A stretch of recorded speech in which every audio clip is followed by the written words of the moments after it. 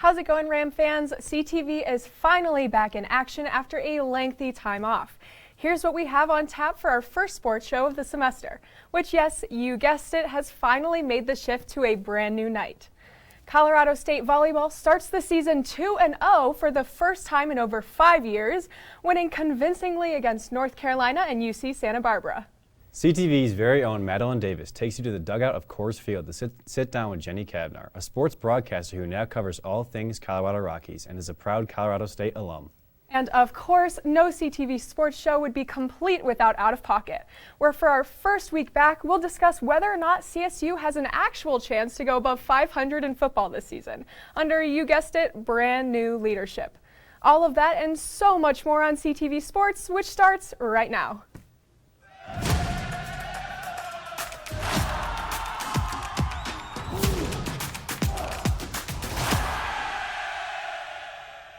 As Ella mentioned, Rams Volleyball opened its 2022 campaign red hot, taking care of ACC contender North Carolina swiftly in 4 sets.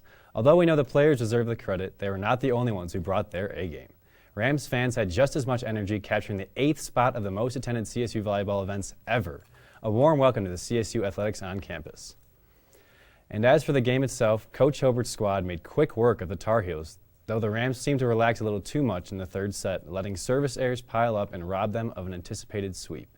The Rams bounced back late, though, following a much-needed timeout that had them down 5. CSU crafted a 15-2 run to close it out, winning the match in 4. Sierra Pritchard and Kennedy Stanford lived up to their preseason All-Mountain West nods, corralling 37 assists and 13 kills respectively. Middle blocker Annie Sullivan also made an impact, notching up 8 kills and 6 blocks.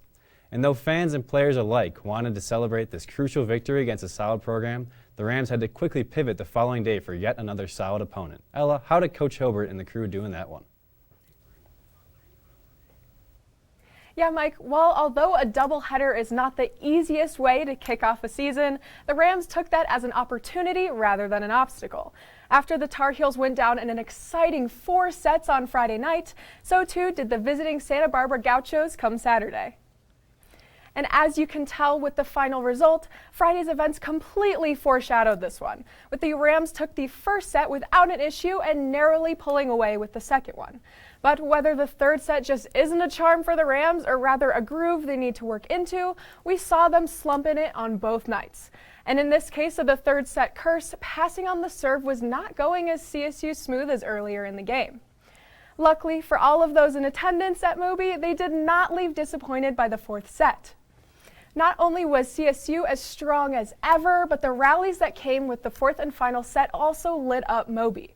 Both sides had highs and lows through the combined 46 points, but the home team pulled through, winning 3 sets to 1. Sierra Pritchard did Sierra Pritchard things once again, racking up 48 assists by the end of the night, and had this to say about the team's performance. Our middles were hitting amazing, and I need to run them more, honestly. I just feel so awesome I have a whole net across the board that I can trust to get a kill. It's not just feeding one horse, it's every single person. 4 Rams managed to come away with double-digit kills and 57 total on the night. Looking at the final stats for this one, you would have guessed it would have ended a lot closer than it did, considering errors matched even and UCSB actually had the Rams beat in blocks and aces. However, the Rams simply overwhelmed the Gauchos offensively up front, having the edge in kills and hitting percentage would prove to be the deciding factor.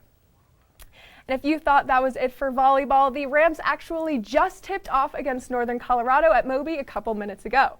Tune into CAC's Closeout with Leah Kakowski on Thursday night to hear whether CSU was able to improve to 3-0 on the young season.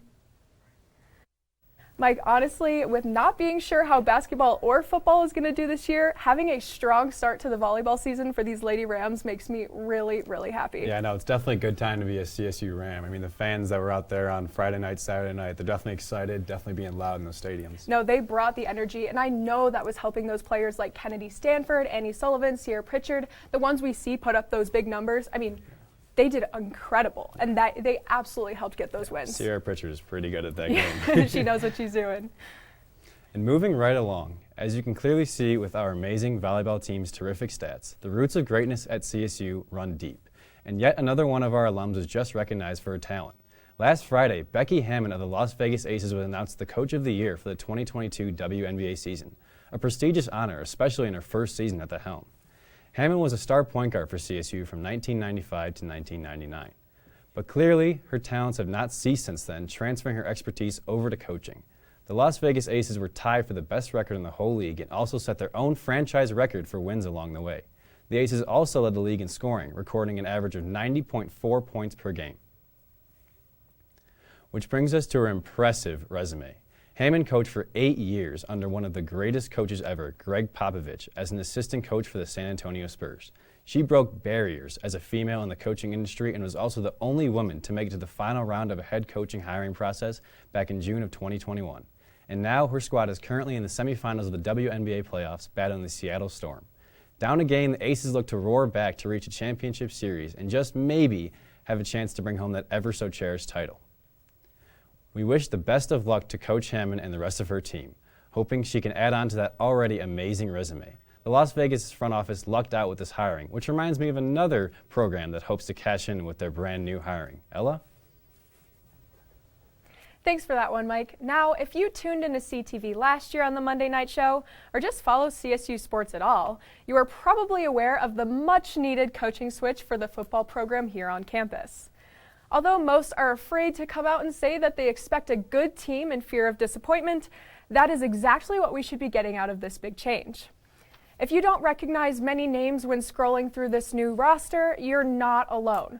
Along with a new head coach, the Rams also brought in a ton of transfers and, of course, the offensive Fort Air Raid. If all goes well, Ram fans can expect a high-powered passing offense rather than having to hold their breath every time that ball is released.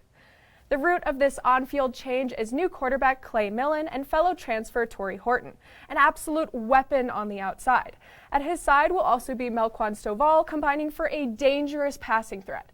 These are but a few examples of why this team could excel, and yet regardless of the talent, it will be hard, if not impossible, to replace Trey McBride. That said, ever wonder what Trey McBride could have been with this guy calling the shots? Our new top dog, Jay Norvell, will now succumb to his much anticipated glory. But that fate will truly be put to the test early. In just 4 days, the Rams invade the Big House, taking on Big Ten powerhouse and 8th-ranked Michigan.